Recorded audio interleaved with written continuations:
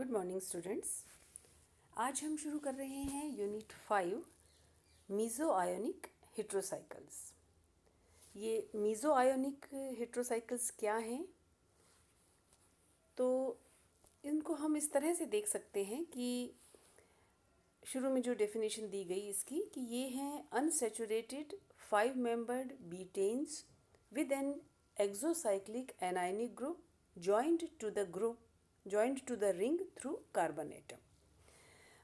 Unsaturated compound हैं ये, 5 membered rings हैं और बीटेन लाइक स्ट्रक्चर है। बीटेन एक्चुअली एक मॉडिफाइड एमिनो एसिड है जिसका स्ट्रक्चर मैंने ऊपर दिखा रखा है यहाँ पर। तो इसमें नाइट्रोजन पर 4 मिथाइल ग्रुप्स होते हैं। ग्लाइसिन का मिथिलेटेड ग्लाइसिन कह सकते हैं आप इसको। तो ये स्ट्रक्चर होता है बीटेन का। लेकिन यहाँ जो मीज़ो आयनिक हेट्रोसाइकल्स हैं वो कैसे बनते हैं कि समझ लीजिए कि इसी का साइक्लाइजेशन अगर हो जाए तो 5 मेंबर्ड रिंग बनेगी और एक एक्सोसाइक्लिक एनायनिक ग्रुप, यानी ऐसा नेगेटिवली चार्ज ग्रुप जो कि रिंग से बाहर है, रिंग नहीं बना रहा है, रिंग से जुड़ा हुआ है और बाहर है, और रिंग से जुड़ा है ये थ्रू कार्बन एटम। ठीक, हेट्रोसाइक्लिक 5 मेंबर्ड रिंग है, अनसैचुरेटेड रिंग है और रिंग के एक कार्बन से एक एनायनिक ग्रुप जो है वो जुड़ा हुआ है। ये स्ट्रक्चर होता है मीज़ो आयनिक हेट्रोसाइकल्स का। तो इसको हम डिफाइन कर सकते हैं इस तरह से कि these are 5 membered rings containing a heteroatom which cannot be represented satisfactorily by single covalent or polar structure and possess a sextet of electrons in association with the 5 atoms containing the ring. तो ये 5 membered rings हैं। Essential condition ये है actually, केवल मीज़ो आयनिक हेट्रोसाइकल्स में केवल 5 membered ring ही include की जाती है। तो ये 5 मेंबर्ड हेट्रोसाइकल्स हैं जिनमें एक हेट्रो एटम है, एक या एक से ज़्यादा। लेकिन ख़ास बात ये है कि इनको हम किसी एक स्ट्रक्चर से, चाहे वो कोवलेंट हो या पोलर स्ट्रक्चर हो, किसी भी एक स्ट्रक्चर से हम उसको रिप्रेजेंट नहीं कर सकते हैं। वो सारी प्रॉपर्टीज़ एक्सप्लेन नहीं करता है अगर हम केवल एक स्ट्रक्चर लें। और 5 एटम्स जो है उसमें एक सेक्सटेट होता है इलेक्ट्रॉन्स का। जो 5 एटम्स जो रिंग बना रहे हैं वो मिलकर टोटल 6 इलेक्ट्रॉन्स, एक सेक्सटेट जो है इलेक्ट्रॉन्स का, वो रखते हैं। तो ये होता है मीज़ो आयनिक हेट्रोसाइकल। अब इसमें जो इसके जो फीचर्स हैं, एक तो ये कि ये इंटरनल सॉल्ट है। सॉल्ट हम किसे कहते हैं? जिसमें एक कैटायन हो और उसको बैलेंस करने के लिए एक एनायन हो ताकि वो एज अ होल न्यूट्रल हो, वो कहलाता है सॉल्ट। तो यहाँ जो कैटायन और एनायन है वो दोनों ही सेम उसमें हैं, स्ट्रक्चर में हैं। तो इसलिए हम इसको कहते हैं इंटरनल सॉल्ट। तो नेगेटिव चार्ज जो है वो होता है फंक्शनल ग्रुप पर जो कि जुड़ा हुआ है रिंग के साथ, और पॉजिटिव चार्ज है वो होता है रिंग के ऊपर, डीलोकलाइज्ड फॉर्म में पॉजिटिव चार्ज होता है। तो ये इसको हम कहते हैं इंटरनल सॉल्ट। तो जैसे हमने यहाँ स्ट्रक्चर दिखाया हुआ है, लेफ़्ट वाला जो स्ट्रक्चर है वो पॉजिटिव चार्ज है रिंग के अंदर डीलोकलाइज्ड फॉर्म में, और नेगेटिव चार्ज हमने यहाँ दिखाया है ओ पर। तो नेगेटिव चार्ज किसी एटम पर भी हो सकता है या ग्रुप ऑफ एटम्स पर भी हो सकता है।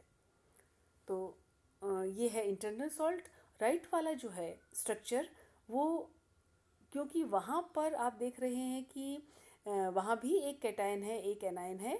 एनायन जो है वो आयोडाइड है, आई पर नेगेटिव चार्ज है, लेकिन वो आई माइनस जो है वो डायरेक्टली रिंग से जुड़ा हुआ नहीं है, वो किसी कार्बन से जुड़ा है, R2 लिखा है। तो वो डायरेक्टली रिंग से अटैच्ड नहीं है, इसलिए हम उसे क्या कहेंगे, एक्सटर्नल सॉल्ट कहेंगे। तो आई माइनस जो है वो एक एनायन है और बाकी जो ये कंपाउंड लिखा है वो एक कैटायन है। तो यहाँ कैटायन और एनायन जो है वो अलग अलग हैं, वो रिंग से जुड़ा हुआ एनायन नहीं है, इसलिए वो एक्सटर्नल सॉल्ट है, मीज़ो आयनिक नहीं है। लेफ्ट वाला जो है वो इंटरनल सॉल्ट है, वो मीज़ो आयनिक कंपाउंड कहलाता है। इन कंपाउंड्स को हम एक जनरल फॉर्मूला से रिप्रेजेंट कर सकते हैं, जो कि यहाँ दिखाया है। ABCDE तो बना रहे हैं एक 5 मेंबर रिंग, और इनसे जुड़ा हुआ है F, जिस पर नेगेटिव चार्ज है। F जो है वो कोई हेट्रो एटम है, एटम भी हो सकता है, ग्रुप ऑफ एटम्स भी हो सकते हैं।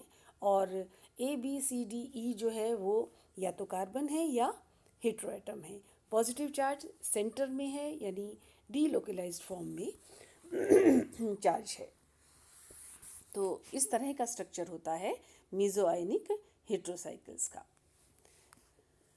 अब आते हैं हम इसकी क्लासिफिकेशन पर। तो क्लासिफिकेशन की गई है मीज़ो आयनिक हेट्रोसाइकिल्स की दो क्लासेस में, टाइप ए और टाइप बी। और ये क्लासिफिकेशन है बेस्ड इस पर बेस्ड कि जो रिंग एटम्स हैं उनमें से कौन से एटम्स इलेक्ट्रॉन्स कंट्रीब्यूट कर रहे हैं रिंग के पाई इलेक्ट्रॉन सिस्टम के लिए।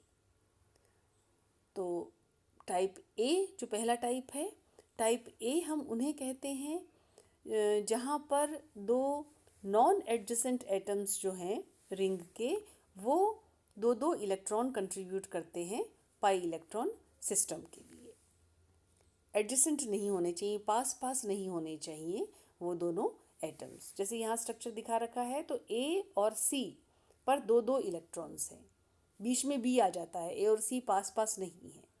तो नॉन एडजेसेंट एटम्स जब इलेक्ट्रॉन कंट्रीब्यूट कर रहे हैं तो वो है टाइप ए। और टाइप बी जहाँ पर एडजेसेंट एटम्स जो हैं वो कंट्रीब्यूट कर रहे हैं। तो जैसे अगर हम ऊपर वाले स्ट्रक्चर में बी और सी पर इलेक्ट्रॉन्स दिखाएं दो दो, तो वो हो जाएगा टाइप बी। अब टाइप ए और टाइप बी में फ़र्क केवल इतना है कि दो दो इलेक्ट्रॉन कंट्रीब्यूट करने वाले एटम्स पास पास हैं या अलग अलग हैं। इससे क्या फ़र्क पड़ता है?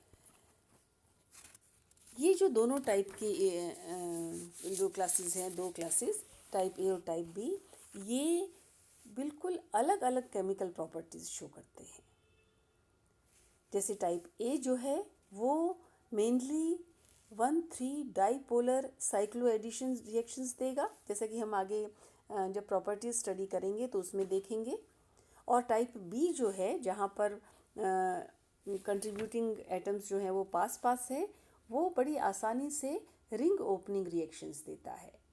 तो इस तरह से केमिकल प्रॉपर्टीज़ जो है वो केवल इतने से अंतर से ये काफ़ी फ़र्क हो जाती हैं। तो इनके सिंथेसिस और प्रॉपर्टीज़ हम नेक्स्ट लेक्चर में करेंगे। Thank you.